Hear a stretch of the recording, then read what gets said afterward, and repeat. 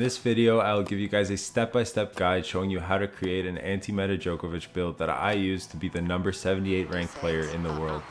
And when I say anti-meta Djokovic build, I mean that this build is inspired by Djokovic. So it's great at returning serve, has stamina to power through long rallies, and has a great backhand.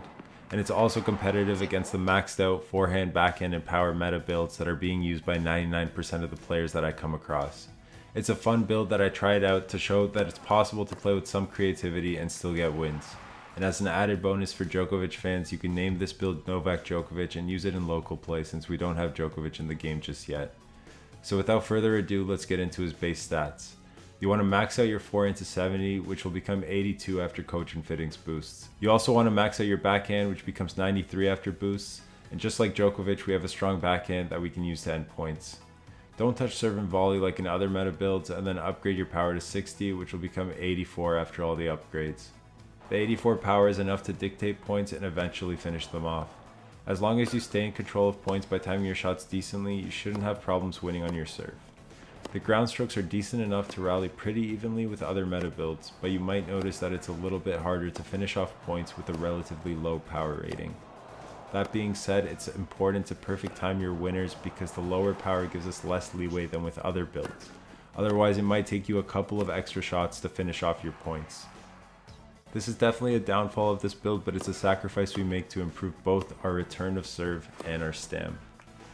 Next, make sure you upgrade your base speed to 45, which becomes 72 after boosts, and make your base stam 55, which becomes 81. Like Djokovic, our stamina gives us an advantage in long points. Usually, the other player is going to have considerably less than 81 stam, which gives us an advantage as points get longer and longer. Finally, make your base reflexes 60. This becomes 78 after upgrades, and when you pair this up with return service counter and diesel returner, we are able to return like Djokovic in real life. This is the big advantage of the build. Yes, maybe it's a bit more difficult to hold our own serve with 84 power, but it's much easier to break the opponent's serve because if you time your returns well, it can give you control of the point. And once you're dictating the point, the 84 power, 82 forehand, and 93 backhand are usually enough to finish it off if you keep timing your shots well. To max out your stats like mine, you have to use this coach. And once you max her out, you'll get an additional 8 reflexes, 6 backhand, 4 power, 10 speed, 10 stam, and 2 forehand. And this will also unlock the diesel returner skill.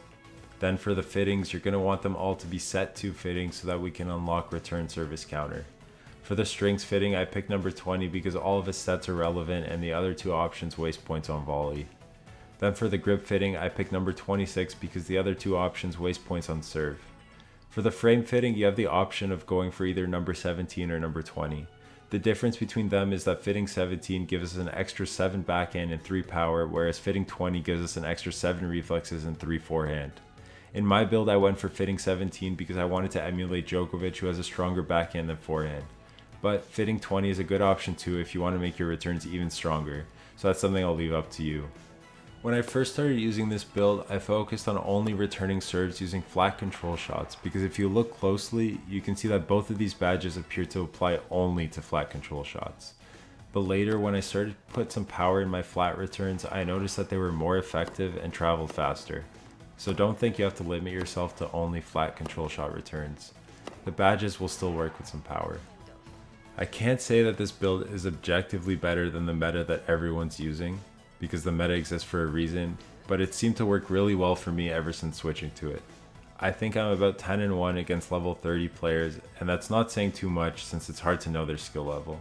But I did beat number 78 in the world using this build, which shows that it's at least usable.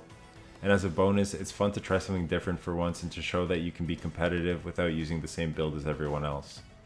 If you like this video, consider subscribing for more TopSpin content, and if you want to see me play live, follow me on Twitch. I have the same username on there.